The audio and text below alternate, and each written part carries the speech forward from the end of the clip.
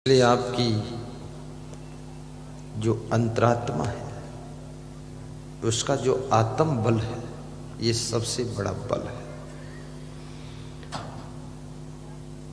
आत्म बल से छोटा मनोबल, मनोबल से छोटा बुद्धि बल, बुद्धि बल से छोटा जन बल, जन बल से छोटा धन बल, और धन बल से छोटा तन बल, और तन बल से छोटा पता नहीं क्या है। सोचो, सबसे श्रेष्ठ आत्म बल। चाणक्य से किसी ने 4 प्रश्न पूछे कि सबसे श्रेष्ठ जल कौन सा है, सबसे श्रेष्ठ बल कौन सा है, सबसे श्रेष्ठ प्रकाश कौन सा है, सबसे श्रेष्ठ पदार्थ कौन सा है। ये 4 बातें। चाणक्य ने एक ही श्लोक में जवाब दिया है कि नास्ति मेघ समम तोयम। तोयम माने जल होता है। मेघ के जल के समान कोई जल नहीं है। कितने ट्यूबवेल लगा दो, कितनी नहरें निकाल दो और कितनी नदियां हों, अगर मेघ के जल की वर्षा नहीं होती है तो नदियां भी सूख जाएंगी, ट्यूबवेल भी सूख जाएंगे, नहरें भी सूख जाएंगी।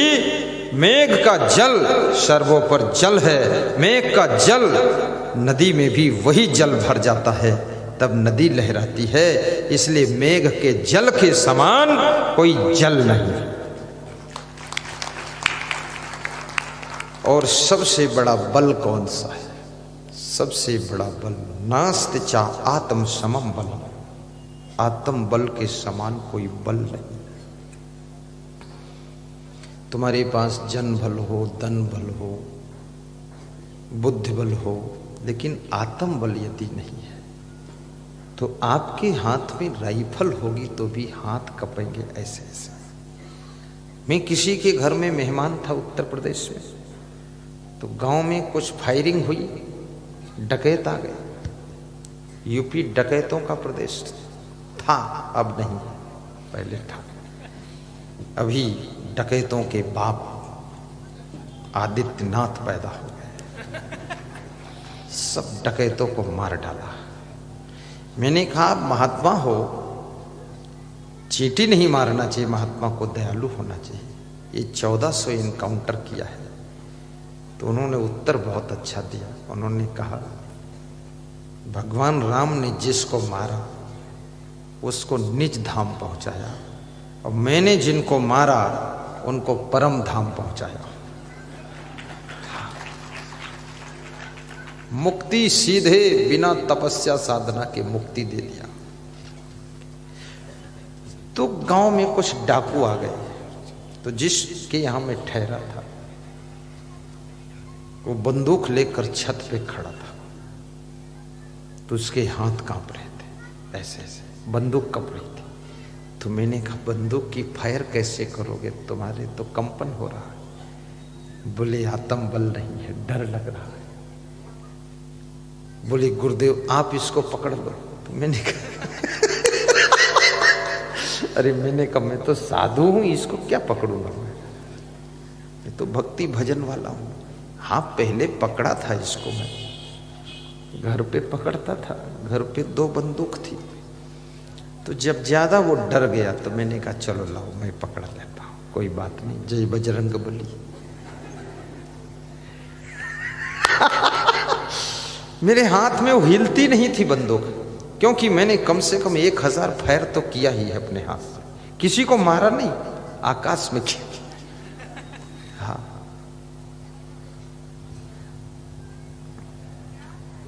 और हमारे पिताजी जो थे वो सबके रक्षक बनकर रहते थे। महाराणा प्रताप जैसी मूंछ रखते थे। किसी को कोई सताए तो बीच में वो आ जाते थे, रक्षक कवच कुंडल बनकर। और तब मैंने सोचा ये आत्म बल बहुत बड़ी चीज है।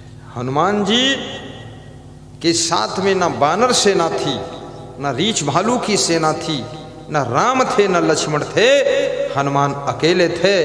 लेकिन उनके साथ में फिर कौन था? कोई नहीं था। उनके साथ में राम की कृपा थी और आत्म बल था, इसलिए लंका में अकेले जाकर डंका बजा दिया था।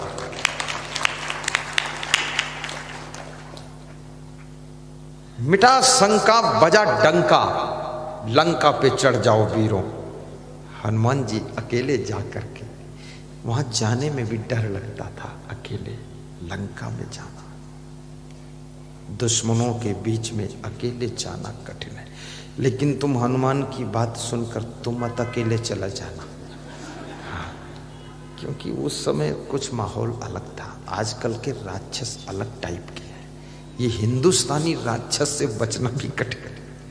तो लंका वाले थे, अकेले मत जाना। भगवान राम कितने बुद्धिमान थे, खुद नहीं गए अकेले, पहले अंगद को भेजा है कि मरे तो यही निपट जाए। फिर हनुमान जी को भेजा कि बंदर मर भी जाएगा तो फर्क क्या पड़ेगा। उसके बाद फिर लक्ष्मण को लड़ाया, लक्ष्मण भी बेहोश हो गया। आखिरी में जब कुंभकर्ण रावण को मारना हुआ तो राम ने सोचा इनको कोई नहीं मार सकता, मुझे ही मारना पड़ेगा। मनुष्य को अपनी लास्ट शक्ति का प्रयोग फर्स्ट नंबर पे नहीं करना चाहिए, सारी शक्तियों का प्रयोग कीजिए और लास्ट में जब सब शक्तियां प्रयोग हो चुकी हैं तब खुद की शक्ति का प्रयोग कीजिए और सफलता को हाथों में लीजिए। कहीं आपकी गाड़ी कोई ड्राइवर से टकरा टुकरो जाए, वहां तुम मत जाओ, क्योंकि वहां तो सब जोश में है। कौन समझेगा ये कौन है? वो तो पत्थर भी मार देंगे, डंडा मार देंगे, कुछ भी कर देंगे। तुम मत जाओ वहां। तो ऐसे 10-20 आदमी भेज दो। अरे भाई साहब, अरे भाई साहब, कोई बात नहीं भाई साहब, अरे किसकी गाड़ी, कौन किसकी गाड़ी, कौन लड़ाया, अरे ड्राइवर कौन, हुल फुल मचा करके बस निकाल ले जाओ। खुद नहीं जा खुद नहीं जाना चाहिए। मौसम समझो क्या है। अपन तेज सम्हारो आपे, तीनों लोक हाँकते कांपे। जो स्त्रियां चाहती हैं मुझे खूब सुविधा मिले, अच्छा महल रहने को मिले, अच्छी साड़ी पहनने को मिले, अच्छी चूड़ियां कलाई में खनखनाती रहें, जो स्त्रियां चाहती हैं गले का हार इतना बड़ा हो कि कमर तक लटकता रहे, उनके लिए एक बहुत बड़ा मंत्र है। कुछ नहीं करना है, कुछ नहीं करना है, केवल अपने पति का मनोबल बढ़ाइए, आत्मबल बढ़ाइए। ऐसे शब्द बोलिए कि आपका पति खुश रहे, प्रसन्न रहे, गदगद रहे, तो आपकी सारी मनोकामना पूरी हो जाए। लेकिन ऐसी बहुत कम स्त्रियां हैं। ज्यादातर स्त्रियां तो उल्टा इंजेक्शन मारती हैं,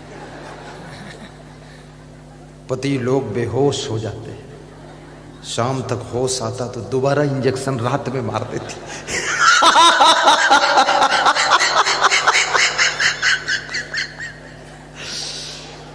कितने लोग तो अपनी पत्नी को देख करके कांप जाते हैं, ऐसे जैसे बिल्ली को चूहा देखता कांपता है।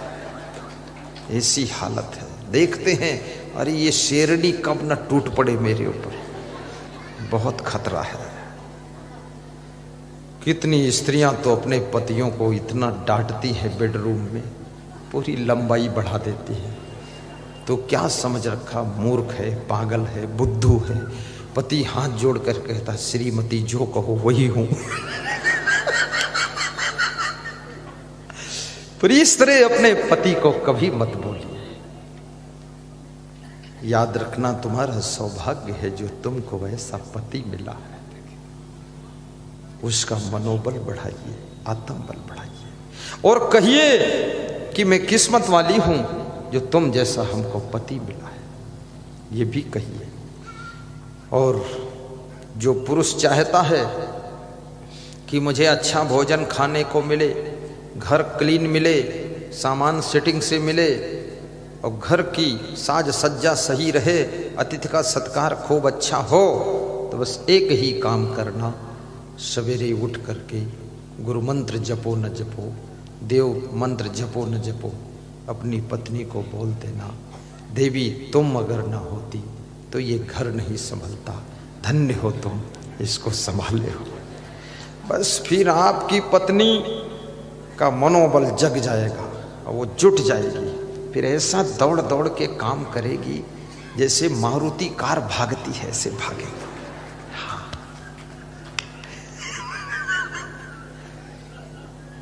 इनको भी जुटाना सीखो, अपने बूढ़े सास ससुर से भी काम लेना सीखो।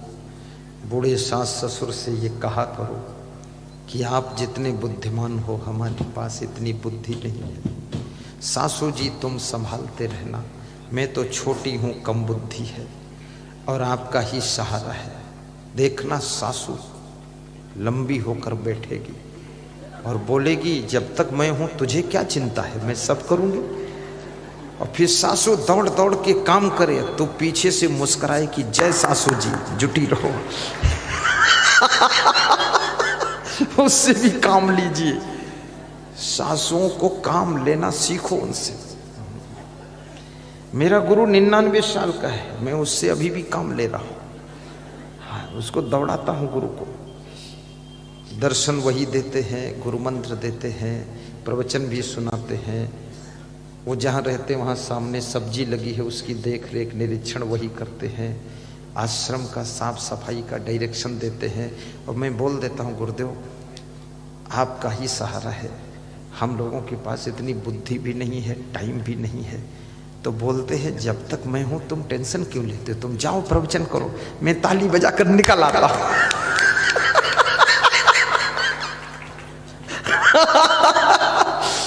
सच बताता, हमारे आश्रम के जो छोटे गुरुजी है ना, उनको अभी वे 95 साल के छोटे गुरुजी। तो मैं उनको बोला, थोड़ा कमजोर थे, मैंने बोला साहिब आप कमजोर हो रहे हो, अब हमारी देख रेख कौन करेगा।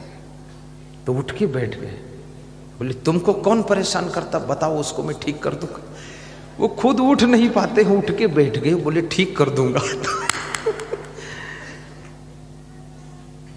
दूसरों की प्रशंसा करना भी सीखो और अपने माँ बाप की कभी कभी प्रशंसा जरूर किया करो, क्योंकि देवी देवता का सुमिरन कितना ही करो पर उनको कभी साक्षात देखा नहीं है। भगवान का सुमिरन कितना करो साक्षात मिलन हुआ नहीं है। लेकिन तुम्हारे माता और पिता ये देवी देवता का बदला हुआ रूप है, चेंज रूप है। इनको अगर धन्यवाद दोगे, इनको अगर सम्मान दोगे, वो सम्मान सृष्टि के देवी देवताओं को प्राप्त होगा और फिर सृष्टि के देवी देवताओं का आशीर्वाद आपको प्राप्त होगा। इसलिए अगर दैवी संपदा का आशीर्वाद लेना है तो कृपया माता पिता का सम्मान कीजिए और उनको धन्यवाद भी दीजिए, उनके चरण छूकर प्रणाम कीजिए। कितने बेटों को देखा जाता है सबसे ज्यादा नाराज तो अपने बाप से ही रहते हैं, बहुत खफा, सब रफा दफा, कोई नहीं वफा, सब खफा। माँ बाप भी सोचते हैं जिंदगी भर मर मिटा करते करते, और ये ऐसा महाकाल पैदा हुआ है। एक तो महाकाल उज्जैन में था, ये मेरे घर में ही महाकाल पैदा हुआ। खाम खां क्रोध करता है, ना समझी की बात करता है। जो तुम्हारे पिताजी ने किया है वो बहुत है, जो और जरूरत है तुमको करने को मना कौन करता है। जो तुम्हारे गुरु ने कर दिया, आश्रम बना दिया, वो बहुत है। जो और तुम्हें जरूरत है तो तुमको मना कौन कर रहा है, उससे बड़ा बना लो। गुरु पे नाराज क्यों होते हो, पिताजी पर नाराज क्यों होते हो, मां से टेंशन क्यों करती हो, सास ससुर से खफा मत होइए, बल्कि सास ससुर से कहिए तुम ही मेरे वफा करने वाले हो और सारी गलतियों को रफा दफा करने वाले हो। सास ससुर के रूप में तुम हमें देवी देवता मिले हो। तुम्हें माता च पिता तुम्हें हो, तुम्हें बंधुश्च सखा तुम्हें हो, तुम्हें सर्वम मम देव देव, तुम्हें विद्या द्रविड़म तुम्हें हो, तुम्हें सर्वम मम देव देव। सास ससुर का सम्मान करने वाली नारी भले पूजा करने मंदिर में न जाए, फिर भी उसकी मनोकामनाएं पूरी होती चली जाती है। मंदिर में फूल लेकर तुम खड़ी रहो कि या देवी सर्वभूतेषु, और अपनी सासू की टांग पटक कर मारो, कुछ भी मिलने वाला नहीं। क्योंकि वो मंदिर की देवी भी समझती है जब सासू की इस तरह दशा कर रही है और मैं इसको कहीं दर्शन दिया मेरी टांग पटक के मारेगी तो क्या करूंगी, वो मिलने वाली नहीं। इसलिए घर को मंदिर जैसा बनाइए। मंदिर को तो मंदिर रहने दो, मंदिर को घर मत बनाओ। कितने पुजारियों ने, कितने चुट्टों ने, कितने झुट्ठों ने मंदिर को अपना घर बना दिया और कितने बेईमानों ने आश्रमों को अपना घर भूरा बना दिया। आश्रम को आश्रम रहने दो, मंदिर को मंदिर रहने दो, लेकिन जो तुम्हारा घर है इसमें आश्रम जैसी साधना होनी चाहिए और मंदिर जैसी पूजा होनी चाहिए और घर के लोग नर नारी देवी देवता जैसे पवित्र विचार के होने चाहिए। तब आपका जीवन स्वर्ग हो जाए।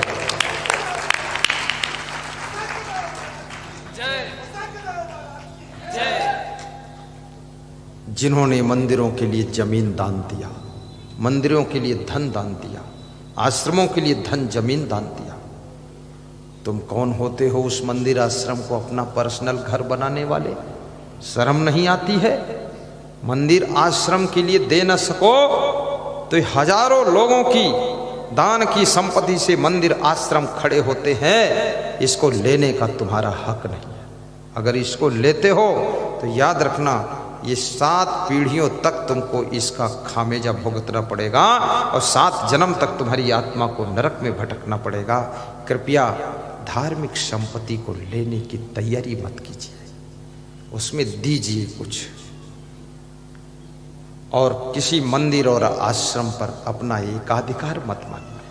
अगर किसी आश्रम का आपको कोई महंत बना दिया गया, महंत का मतलब ये नहीं है तुम वहां के गुंडा हो गए। महंत ये तुमको कोई मंदिर या कोई टेकरी आश्रम या कुछ ऐसी जगहों का थोड़ा प्रबंधक बना दिया गया। अब तुम अपना ही बोलबाला चला रहे हो, ये आश्रम की परिभाषा को बिगाड़ रहे हो, ये मंदिर की परिभाषा को। मंदिर का अर्थ होता है सबके लिए खुला द्वार है, आश्रम का अर्थ है सबके लिए खुला द्वार है। उज्जैन सिंहस्थ कुंभ में जब कैंप अपना लगा था, सबके लिए खुला द्वार था। किसी से पूछना नहीं था आईडी क्या है कि नहीं है, ये भी नहीं पूछना था गुरु जी को जानते मानते हो कि नहीं।